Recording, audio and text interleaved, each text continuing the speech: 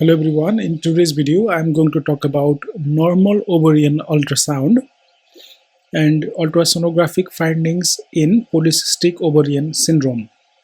Here are two images of the ovary in transvaginal ultrasound. Here we can see this entire structure is the ovary. Similarly, in this image, this entire structure is the ovary. Here we can see there are multiple anechoic structures inside the ovary. So these are the ovarian follicles. In these ovarian follicles, we can see this hyperechoic structure is the ovarian stroma. As a new radiologist, it may be difficult to identify ovary in transabdominal and transvaginal ultrasound. It is because the ovarian position is quite variable. Ovarian position is influenced by uterine position and size. Bladder filling can also affect ovarian position. The easiest way to identify ovary in ultrasound is by visualization of ovarian follicles. Normal ovary consists of multiple follicles of varying sizes. One of the largest follicle is called dominant follicle. Similarly, in second image, this largest cyst is the dominant follicle. The size of the dominant follicle can be around, but we should not give a diagnosis of follicular cyst until this dominant follicle is more than 3 cm. This is to avoid unnecessary follow-up and unnecessary anxiety to the patient. Ovarian position can also be identified by localizing the iliac vessels. Ovary is generally located medial to these iliac vessels. In case of postmenopausal women and in pediatric population, these follicles may not be easily identified in ultrasound. In that situation, identification of the iliac vessels may help to localize ovary. The ovary is usually located medial to these iliac vessels. The dominant follicle usually ruptures in around 14 days of menstrual cycle.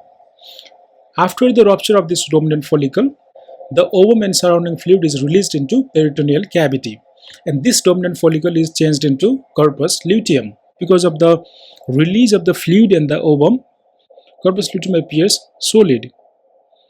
Here, this structure, this solid appearing structure is the corpus luteum. If we place the color Doppler, then we can see there is increased peripheral vascularity around this corpus luteum. This peripherally increased vascularity is called ring of fire sign. So ring of fire sign is present in corpus luteum. Similarly, ring of fire sign can be present in ectopic pregnancy. As we know, corpus luteum is present inside the ovary. So if the ring of fire sign is present inside the ovary, then it is more likely due to corpus luteum. On the other hand, ectopic pregnancy is less likely to occur in ovary. Generally, less than 1% of the ectopic pregnancy usually occur in ovary. So if the ovary is separately visualized, and if we are seeing the ring of fire sign in adnexa, then this may be due to ectopic pregnancy. Additionally, in ectopic pregnancy, inside this ring of fire sign, we may visualize the fetal parts, or sometimes we may visualize the fetal. If there is the presence of fetal heartbeat and fetal parts, then this ring of fire sign is due to ectopic pregnancy. Here you can see this is the corpus luteum. Due to internal hemorrhage, inside this corpus luteum, the fluid appears slightly echogenic. Closely look at the inner margin of this corpus luteum. This inner margin is irregular. This is called crenulated margin. If there is crenulated margin, and if there is the thick-walled cyst with peripheral vascularity with echogenic internal fluid, then this is corpus luteum. Identification of the corpus luteum is important for the diagnosis of polycystic ovarian morphology, because while we count the follicles in polycystic ovarian morphology, we should exclude these corpus luteum ovary. Once we can identify the normal ovary, now let's talk about ovary in polycystic ovarian syndrome. So this is the image of the normal ovary. We can see there are multiple follicles. One of them is largest, and this is the dominant follicle. And dominant follicle is surrounded by multiple small follicles of varying sizes. These are the antral follicles. and here is the central stroma.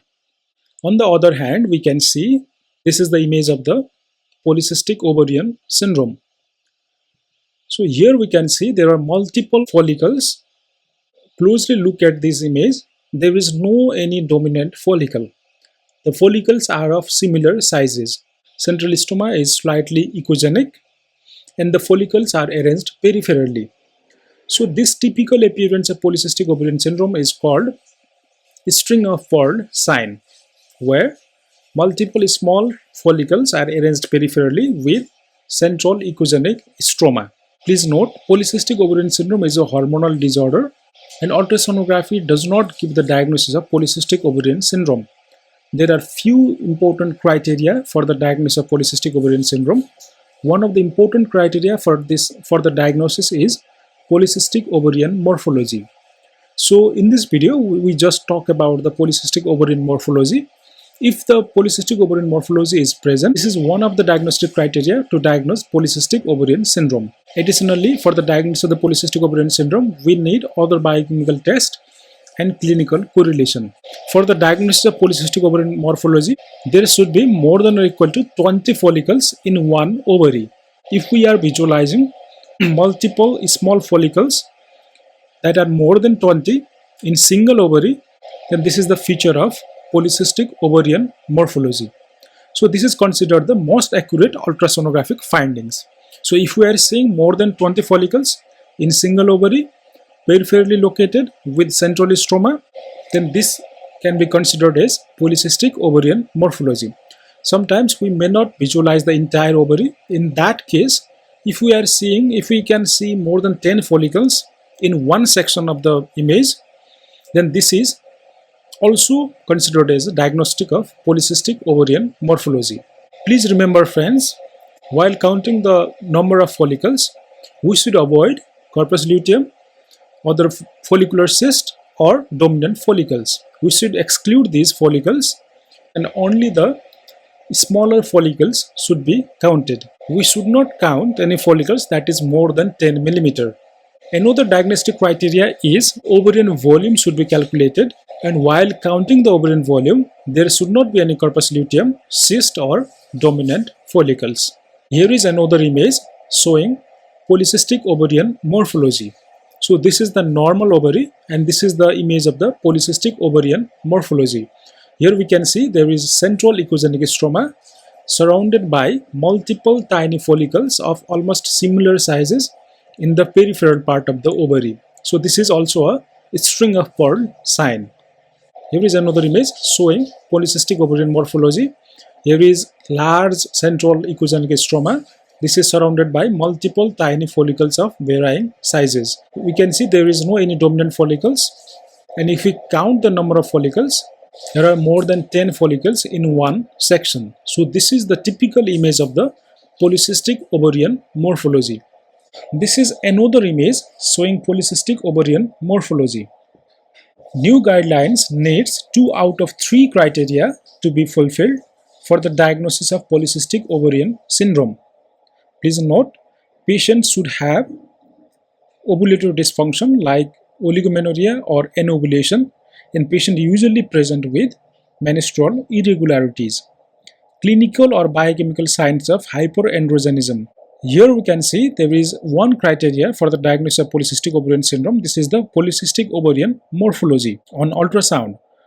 Either patient should have polycystic ovarian morphology or patient should have elevated serum anti-mullerian hormone. Ultrasound does not give the diagnosis of polycystic ovarian syndrome. We just give polycystic ovarian morphology as our finding. Additionally, it has been found that patient with polycystic ovarian morphology does not fulfill all other these criteria. So, even though patient have polycystic ovarian morphology, this does not mean that patient have polycystic ovarian syndrome. On the other hand, without polycystic ovarian morphology, we can diagnose polycystic ovarian syndrome. So, we can say polycystic for the ultrasound in polycystic ovarian syndrome is supportive. It does not provide actual diagnosis and we need other criteria to be fulfilled for diagnosis of polycystic ovarian syndrome. So here are few symptoms of the polycystic ovarian syndrome. Patient usually present with irregular menstruation. Patient can present with the features of hyperandrogenism like extra body hairs, including chest, stomach, and back. Patient can have hirsutism, weight gain, especially around the belly, acne or the oily face. These all are due to increased level of the androgen hormone in the blood. Male pattern of the baldness or thinning of the hairs. So patient can present with infertility. In this video, I tried my best to explain polycystic ovarian syndrome. So if you like this video, you can hit the like button, and if you have any queries, you can comment below. So thanks for watching. Thank you.